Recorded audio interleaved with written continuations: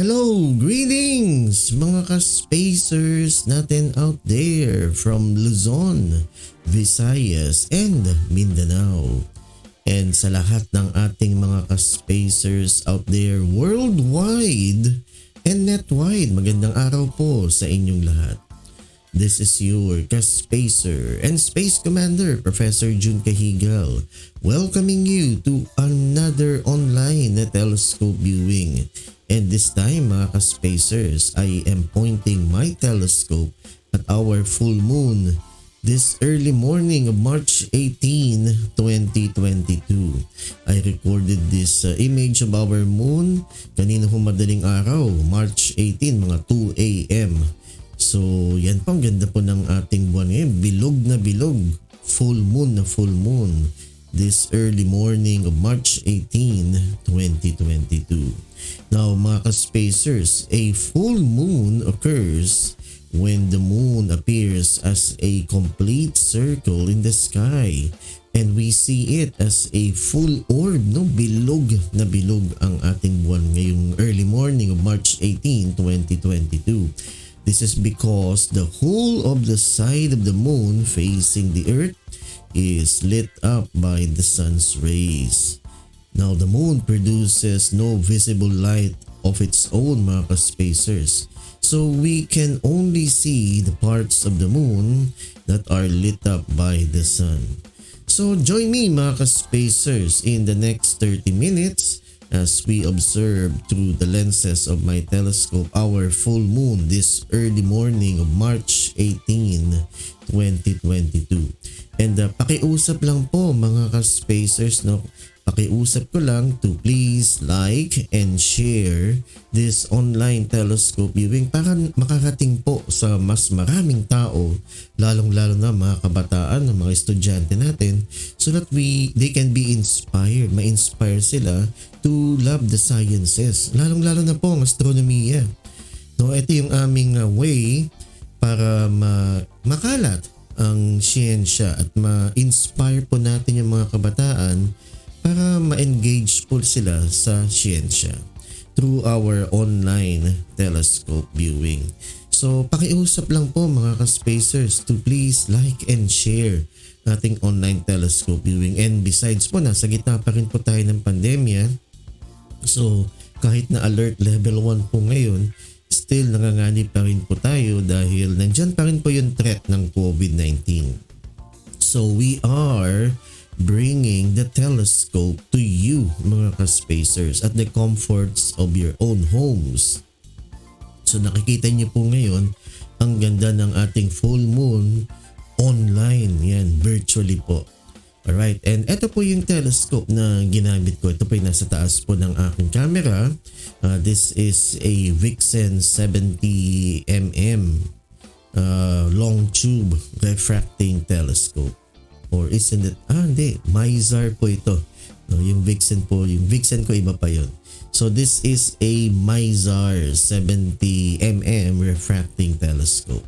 So refracting, this telescope uses lenses to produce a magnified image of the distant object. Iba pa ko yung reflector. Yan. So siguro one of these days gagamit po ako ng reflector. But this telescope na ginamit ko for our lunar imaging this early morning of March 18 is a refractor. And ito po, bihira po ito. Long tube po ito. No? 70mm long tube refracting telescope. Mahaba lang po yung body tube niya. And yun ang mga gusto ko po. Yung mga rare and mga vintage telescopes. Ayan po. And kung maniwala po kayo sa hindi mga ka-spacers, no, I bought this telescope at a Japan surplus shop for only 1,000 pesos. Siguro po yung may-ari and nagdi-declutter po yung may-ari. No? So binigay lang po sa akin sa 1,000 pesos only. Ayan po. So inayos ko lang kasi sira po yan nung binigay sa akin na 1,000 pesos. Sira po yan. So inayos ko po yung mga ibang components. Inayos ko po yung tripod. Actually yung tripod niya ay medyo shaky pa. And I'm still trying to fix it. As you could see in our lunar image, no, medyo shaky pa ho yung tripod. Nagshe-shake po yung ating image. But nonetheless, mga ka-spacers, very crisp and sharp yung ating lunar image tonight. So what do you think, mga ka-spacers? So talaga bang sharp yung image na binibigay sa atin ng ating telescope ngayong gabi? So please comment down below. Mag-comment po kayo kung ano yung mga reactions, yung mga comments ninyo in our lunar image tonight. Mag-comment po kayo. At kung meron po kayong mga katanungan about the moon, don't hesitate po. Just type in your comments in our comment section below. Ayan po. And in a few minutes, mga ka-space, ayan po, we will magnify the image of the moon. Ayan, okay.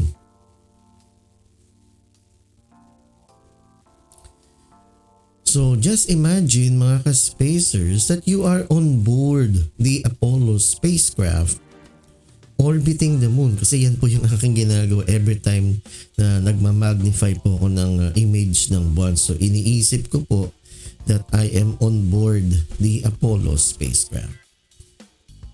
And eto po, mga ka-spacers, no, nasa gitna po ng ating screen, the Tycho crater. Ayan po, no? Di ba napakaganda po ng Tycho crater? Alright. Alright, so that's the Tycho crater, mga ka-spacers. The Tycho crater is a prominent lunar impact crater located in the southern lunar highlands. So yung ating telescope po ngayon ay nakaturo sa southern lunar highlands. And this crater, the Tycho crater, was named after the Danish astronomer Tycho Brahe or Tycho Brahe. And did you know, mga ka-spacers, na yung crater na yan has a diameter of 85 kilometers. Yan po yung crater na yan. Napaka-fascinating, no? And it has a depth of 4.8 kilometers. Alright, so ayan po. And I am now moving my telescope. Yan, papunta po tayo sa northern part of the moon kasi nasa southern lunar highlands po tayo. And nakikita niyo po yung mga dark patches na yan. Alright, those dark patches are lunar plains. Ang tawag po dyan ay Maria or Mare. Okay, the word Maria or Mare is the Latin for seas. Kasi po, mga ka-spacers ng mga early astronomers and early sailors, they thought that those dark patches were actually bodies of water. Kaya binigay na pangalan ng Maria. Akala nila, ano yan, dagat. So, Maria or Mare. Like the Sea of Tranquility. So, ayan po yung Tycho crater ulit. And very prominent yung kanyang ray system, no? Yung mga rays po, yung mga parang puti, no, that radiate from the rim of the Tycho crater. Okay, so what do you think po, mga ka-spacers? Mag-comment down po kayo. We would like to hear from you, mga ka-spacers. Ayan, so yung mga itim-itim na yan, those are lunar plains. And actually, those are solidified pools of ancient basaltic lava. Pero doon kasi yung mga early sailors, akala nila ano yan, dagat. Kaya binigay na pangalan ay Maria or seas. Alright, so imagine nyo, mga ka-spacers, that you are on board para tayong nasa spaceship. In fact po, mga ka-spacers, ang telescope, I consider the telescope as a spaceship. Yan, kasi hindi naman tayo naging astronaut, hindi naman natupad yung aking pangarap na maging astronaut. Alright, and nasa gitna po ng ating screen is the Copernicus crater, mga ka-spacers. Ayan, kaya lang di masyadong spectacular ang Copernicus kasi maliwanag po yung kanyang loob, no? Ayan, maputi. Parang malaking puti siya. And very prominent po yung ray system din niya. Oh. Kitang-kita po yung rays. Those are patterns of white lines again that radiate around the rim of the crater. Like yung kay Tycho crater, and ito po yung Copernicus. The Copernicus crater, mga ka-spacers, is 93 kilometers in diameter and has a depth of 3.8 kilometers.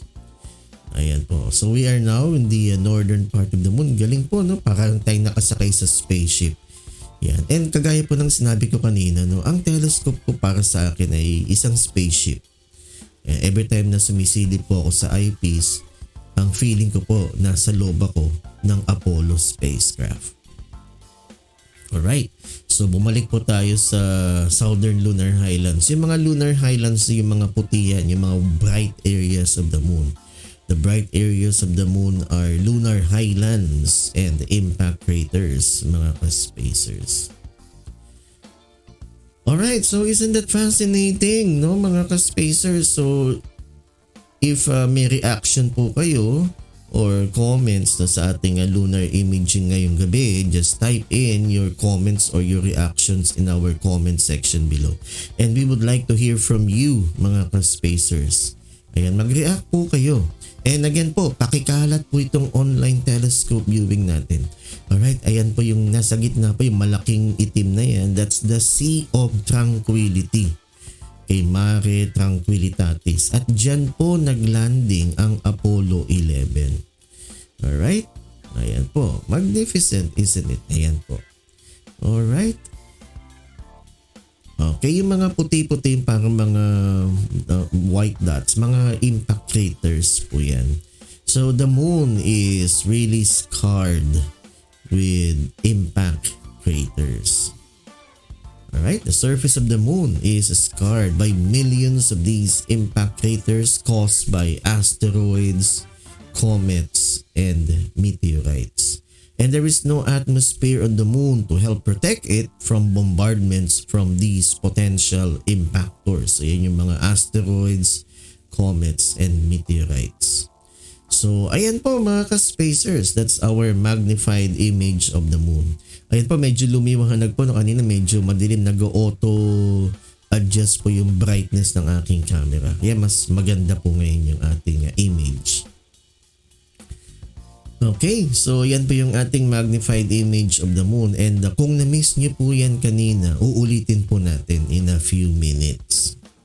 Okay, so habang naghihintay po tayo, again po, ito po yung telescope na ginamit ko for our lunar imaging tonight. So March 18 po ngayon, madaling araw ko po nakuha itong image ng ating buwan, mga 2 AM ng madaling araw. Ayan, nakita niyo may dumaan na ibon. Ang galing, no? Alright, so sana makuha ko din yung still photo niyan. Alright. So nakuha ko tong image po, madaling araw, 2 AM of March 18. Yun, may mga ibon po, nakita niyo po yun. Kung nakita niyo po yung mga ibon na dumaan, mag-comment po kayo sa baba. Yan.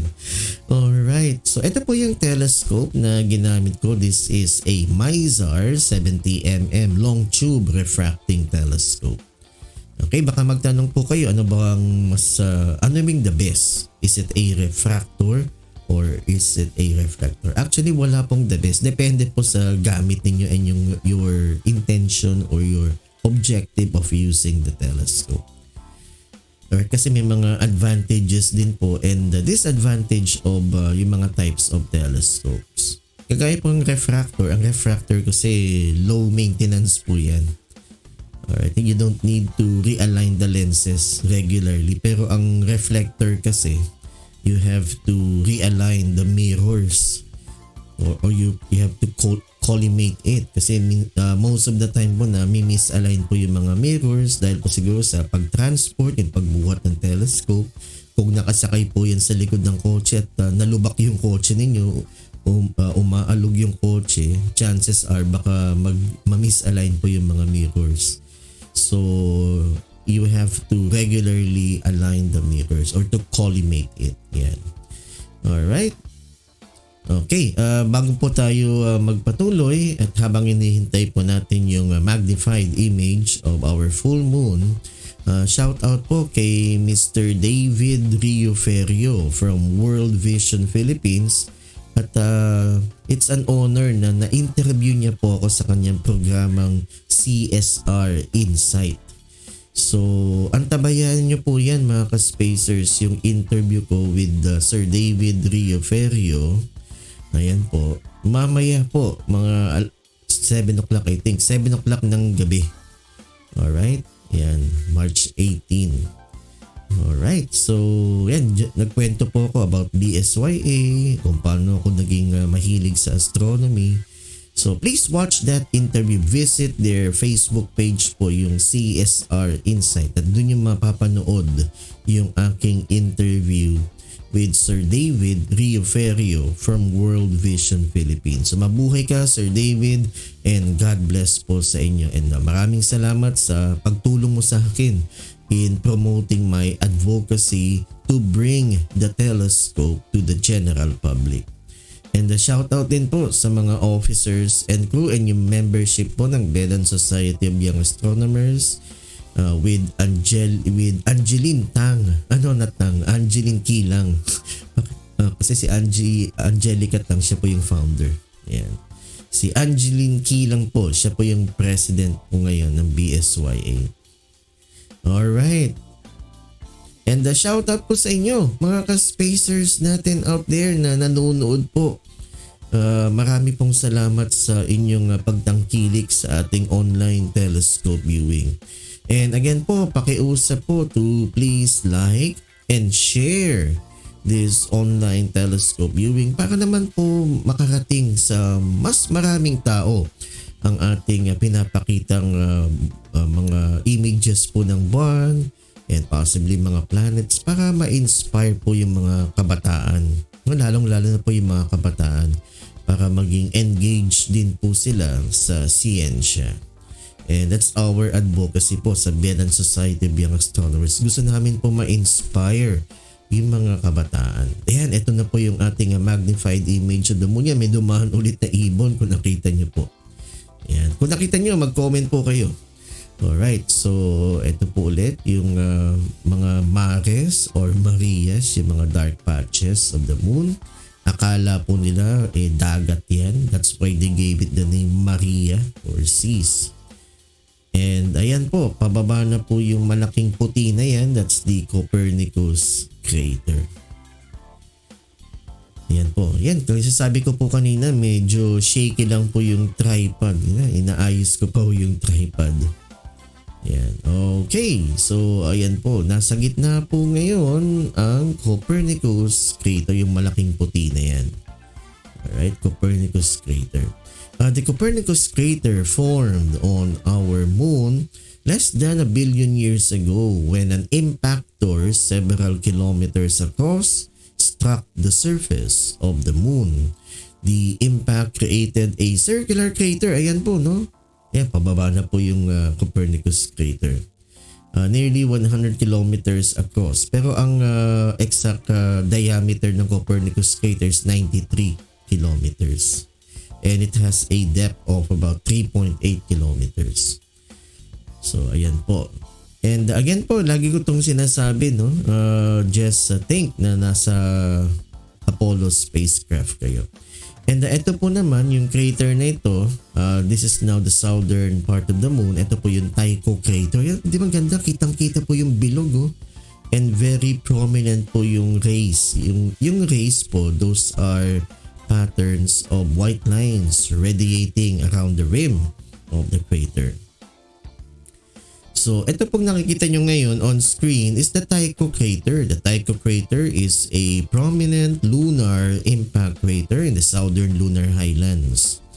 And the crater was named after Tycho Brahe or Tycho Brahe. Si Tycho Brahe po, siya yung isa sa mga malulupit at magagaling na naked eye astronomers.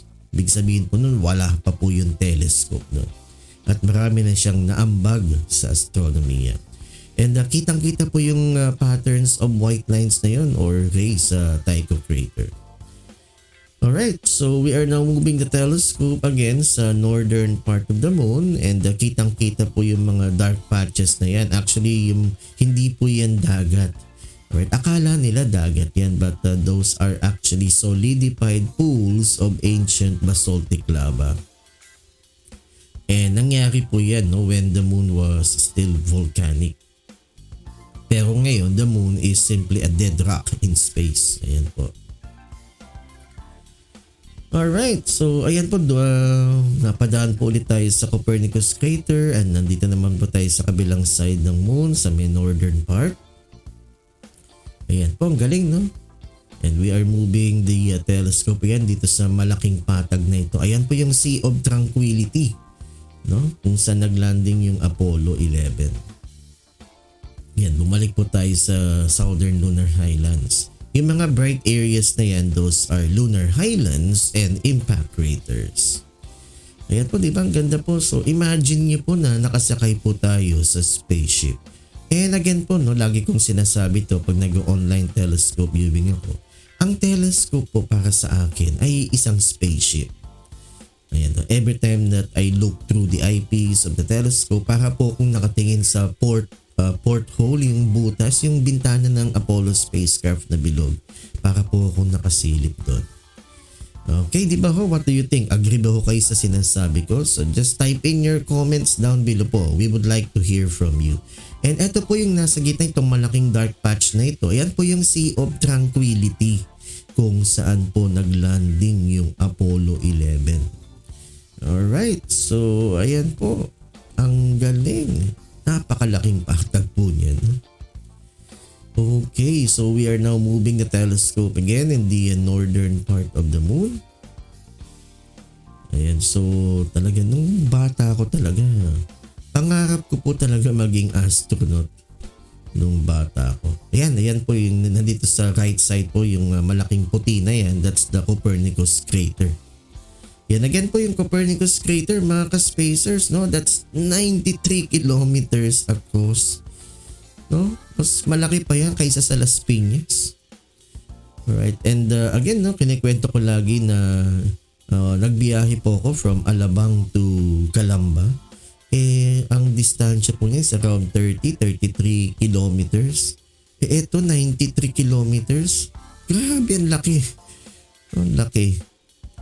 Alright, so we are now in the northern part of the moon. Ang galing to, para po tayo talagang nasa orbit. No? Kitang-kita pati yung edge ng ating lunar image. Alright, yan, medyo shaky lang yung tripod. I have to fix that. Ayan po, nadaanan po natin yung Copernicus crater. And dadaanan natin yung Tycho crater. So nasa southern part of the moon po ulit tayo. Yan, nag-auto adjust po yung aking camera, yung brightness po niya. Tumitim na naman to. Okay, so mga ka-spacers, no, please pakikalat lang itong ating online telescope viewing. Ayan po, please like and share para marami pong mga tao, lalong-lalo yung mga kabataan na mapanood po ito.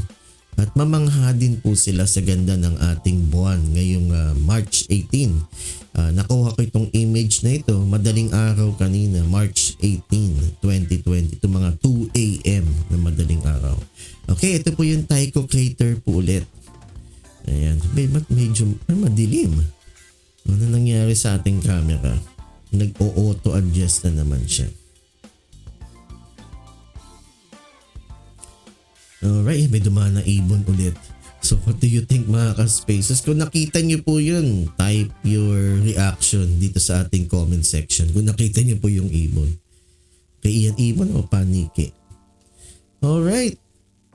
Ayan po, mga ka-spacers. That's our magnified image of our full moon this early morning of March 18, 2022.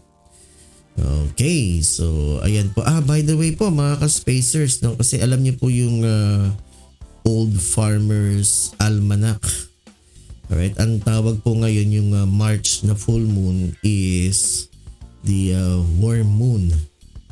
Okay, worm moon. Ibig sabihin po nun, papunta na po sa spring actually. Patapos na po yung winter sa northern hemisphere. And parating na po yung spring. Okay, pero dito sa Pilipinas kasi we don't observe the 4 seasons. Madalawa lang po yung either dry or wet po tayo because we are governed by the monsoon winds. And I think Pag-asa has already declared na summer na po. Ayan po, summer na. Okay, so yan po yung warm moon. Okay, based on the Old Farmer's Almanac. Alright, so thank you po, mga ka-spacers, for sticking around with me sa loob ng 30 minutes. Sinamahan niyo po ako. Maraming salamat po. And again, no, pakiusap ko po mga ka-spacers sa inyo. Ibigay niyo na po sa akin. Ako nagsusumama mo sa inyo to please like and share ang ating online telescope viewing. Please like and share our Facebook page, the Vedan Society of Young Astronomers. Check out also po yung Facebook page ng the Sky Watcher Society of Las Piñas. And also check out po yung aking Facebook page also, the Science Guy TV Ka-Spacers channel on Facebook.